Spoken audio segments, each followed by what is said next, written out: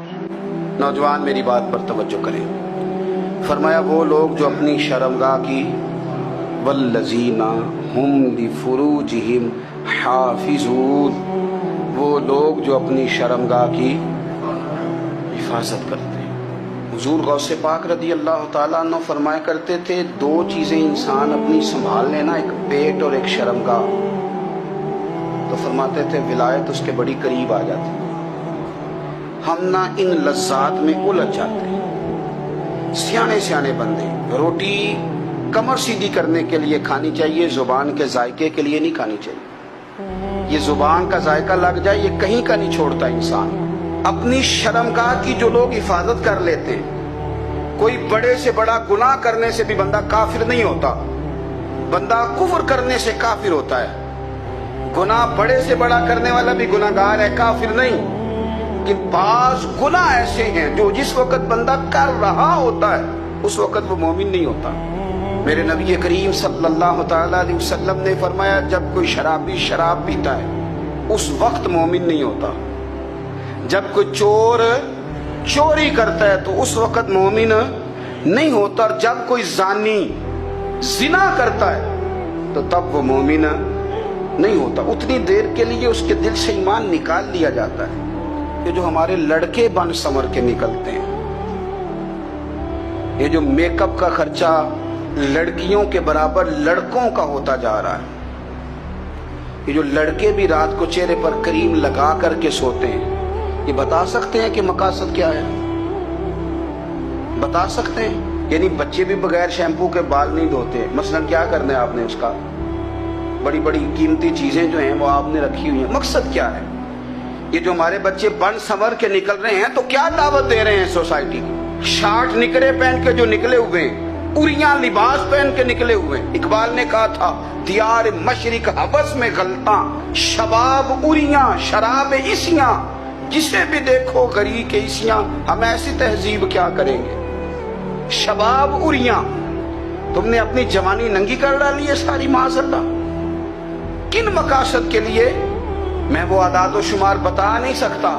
हमारे यहाँ गंद सस्ता हो गया है, लोगों ने गुनाह तक पहुंचना आसान बना दिया है। आप देख लें गंदगी दरवाजे पे और गंद मोबाइल में, कैसे बचाएं इन बच्चों को? क्या करें?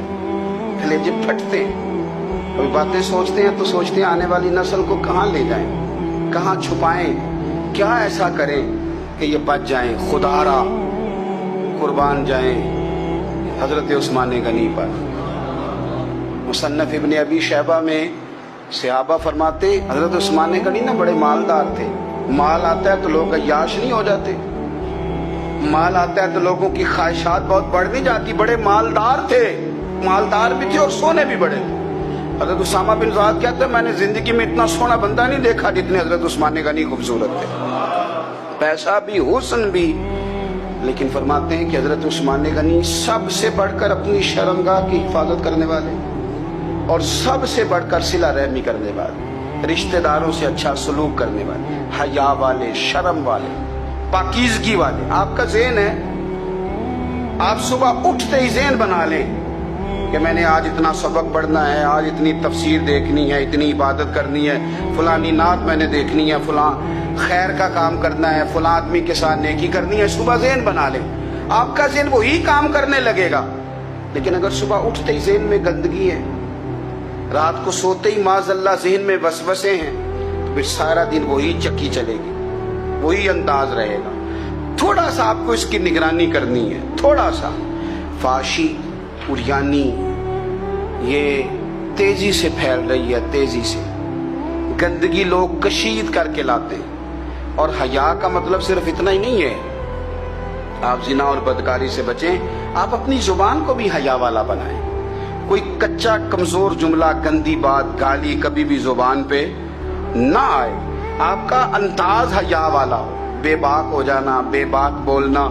मैं बारीकी से इस बात को समझता हूँ और मैं आपको बहुत सारी बुजुर्गों के इरशादात का निचोड़ अर्ज करने लगा हूँ। आप अपना ज़हन साफ कर लें, आपके बहुत सारे काम वैसे ही सही हो जाएंगे। क्योंकि हमारे दीन के अंदर ज्यादा अजर नीयतों और इरादों पे मिलता है। آپ کے جو اندر کی پاکیزگی ہے وہ بہت سارا فضل لاتی ہے اللہ کا. اور اگر دل ہی ناپاک ہو، ذہن ہی ناپاک ہو، تو وہ خیر کی چیزیں کس طرح کر کے داخل ہوں گی؟ اپنی شرمگاہ کی قربان جائیں. نوجوانوں ذرا غور کرنا. میرے نبی کریم صلی اللہ تعالی علیہ وسلم کے بارے میں حضرت عائشہ صدیقہ فرماتی ہیں کہ عرب کی کواری لڑکیاں بڑی حیا والی ہوتی تھیں، لیکن اللہ کے پیارے رسول صلی اللہ علیہ وسلم عرب کی کواری لڑکیوں سے بھی بڑھ کر حیا والے تھے. یہ ہمارے بچے مذاق میں ہمیں کئی دفعہ کہتے ہیں شادی کرا دو، شوگل میں کہہ دیتے، ابا کو کہہ دیتے ہیں، ابا کو نہیں منہ پہ آگے کہہ دیتے ہیں، کہتے ہیں یہ بڑا بھائی مصیبت بن گیا، یہ ہٹے گا تمہاری باری آئے گی. آپ کچھ ایسی باتیں کر رہے ہیں، کچھ ایسے انداز آپ اختیار کر رہے ہیں جو وفادار لوگ کرتے نہیں. شرم و حیا سے وہ چیزیں ڈھل جاتی ہیں جو باتیں ہمارے بچوں کی زبانوں پر بے باکی کے ساتھ آنے لگی ہیں. اور میں آپ کو ایک عقلی بات عرض کرتا ہوں، آپ اپنی زبان سے جو جملے خود ادا کرتے ہیں وہ جملے آپ کے دل پر بھی اثر کرتے ہیں. اگر آپ غلط بات بار بار کریں گے تو آپ کا دل بھی غلط بات کی طرف مائل ہو جائے گا. آپ 10 بار 15 بار 20 بار کوئی خیر کی بات کریں، خیر کی، تو آپ دیکھیں کہ آپ کا دل بھی خیر کی طرف مائل ہو جائے گا. آپ خیر کی باتوں پر اپنے آپ کو لائیں، اچھی باتوں پر اپنی توجہ لائیں، آپ کا دل بھی اچھائی کی طرف مائل ہو جائے گا. کفل کا ایک واقعہ ترمذی میں ملتا ہے. ایک شخص کفل نام کا تھا بنی اسرائیل میں. ایک عورت مجبور تھی، اس کے بچے بھوکے تھے، تو کفل نے اسے مائل کر لیا کہ تو میرے ساتھ گناہ کرے گی تو پھر میں تیرے بچوں کی روٹی تجھے دوں گا. تو وہ عورت پہلے تو بیچاری نہ مانی، لیکن بچوں کی بھوک دیکھ کے مجبور ہو گئی. جب کفل کے قریب گئی نا وہ عورت، اس نے دروازے سارے بند کر لیے. ترمذی شریف میں اس کا واقعہ موجود ہے. چاروں جانب سے بند ہو گیا سارا کچھ. لیکن جب وہ کفل کہتا ہے میں اس بی بی کے پاس جانے لگا تو عورت کا وجود کانپتا تھا. جس بندے کو گناہ کی طرف جاتے اس کی طبیعت میں ہیجان پیدا ہو تو مانا یہ ہے کہ ابھی ذہن پورا غلیظ نہیں ہوا، ابھی طبیعت پوری گندی نہیں ہوئی، ابھی ایمان کی بہت ساری قسمیں موجود ہیں. عورت کا وجود کانپتا ہے. تو کفل کہتے ہیں کہ میں نے اسے کہا کہ سارے دروازے بند ہیں، ڈرتی کیوں ہے؟ تو کہنے لگی ڈرتی اس لیے ہوں کہ سارے دروازے بند نہیں ہوتے، ایک دروازہ کھلا ہے اور وہ دروازہ رب قدیر کا دروازہ ہے، اسے کیسے بند کیا جا سکتا ہے؟ تو کہتے ہیں جب اس نے یہ لفظ کہے تو مجھ پر بھی بات کا اثر ہوا، مجھ پر. تو میں نے کہا کہ اگر تو عورت ہو کہ رب سے اتنا ڈرتی ہے تو مجھے تو اس نے مرد بنایا ہے. تو مرد تو ہوتا ہی وہ ہے جو اپنے آپ پر کنٹرول کر سکے. تو اب نہ معاملہ آگے جائے گا، اب یہاں بات رکے گی نہیں، جا میں تجھے آزاد کرتا. عورت گئی، اس نے توبہ کی کفل نے، اور رات رو کے کہنے لگا مالک آج میں نے توبہ کی ہے تو میرے اوپر مہربانی کرنا، میری توبہ ٹوٹنے نہ پائے. رات اس نے توبہ کی، رات ہی انتقال ہو گیا. لوگوں کو پتا تھا بڑا بے حیا ہے، بد کردار ہے، گناہگار ہے، شاید لوگ اس کا چہرہ دیکھنے بھی نہ جاتے، پر مالک کریم ہے نا. حضور فرماتے ہیں سویرے اس کے دروازے پہ لکھ دیا اللہ نے، لوگوں رب نے کفل کے سارے گناہ معاف کر دیے ہیں. اس کے دروازے پہ لکھ دیا گیا. جب آپ اپنی حفاظت کرنا چاہتے ہیں تو اللہ پھر اسباب بھی پیدا کر دیتا ہے.